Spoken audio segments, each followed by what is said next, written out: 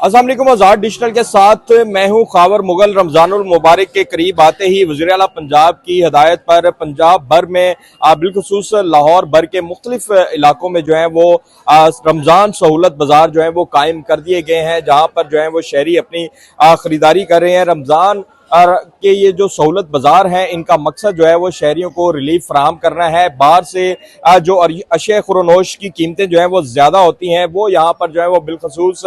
DC rate के मुताबिक जो है वो दस्तयाब हैं। सब्जियां हो, फलें हो और रमजानुल मुबारक में इस्तेमाल होने वाली दीगर अशिया हो, जिसमें आटा है, चीनी है और दीगर ग्रोसरी की जो चीजें हैं, वो तमाम तर जो है वो डीसी रेट के मुताबिक जो है वो यहाँ पर दस्तयाब है। इसकी वजह से जो है वो मुख्तलिफ जगह पर जो है वो लाहौर में सहूलत बाजार कायम किए गए हैं। अगर मैं आटे की थैले की कीमत बात करूं तो बाहर जो है वो जो 20 किलो का थैला है वो 2000 रुपए से तजावुज कर चुका है, जबकि रमजान सहूलत बाजार में यही आटा जो है वो तकरीबन 1600 से 1700 रुपए में फरोख्त हो रहा है, जिसके ट्रक जो है वो ग्रीन कलर के आटे के बैग जो है वो बाकायदा तौर पर रमजान सहूलत बाजारों में दस्तयाब है। वहां पर आप आसानी से जो है वो खरीद सकते हैं। रमजान सहूलत बाजार के लिए हमने देखा कि वज़ीर आला पंजाब ने एक रेस कोर्स में अलहदा से एक रमजान सहूलत बाजार फेस्टिवल भी कायम किया, जहां पर आप कपड़े की शॉपिंग और दीगर ज्वेलरी की शॉपिंग भी कर सकते हैं, ना सिर्फ रोजमर्रा अशिया की। इसी तरह जितने भी मॉडल बाजार हैं वहां पर भी इसी तरह की खरीदारी जो है वो जारी है। वहां पर ना सिर्फ आप सब्जी, फ्रूट, दही, दूध,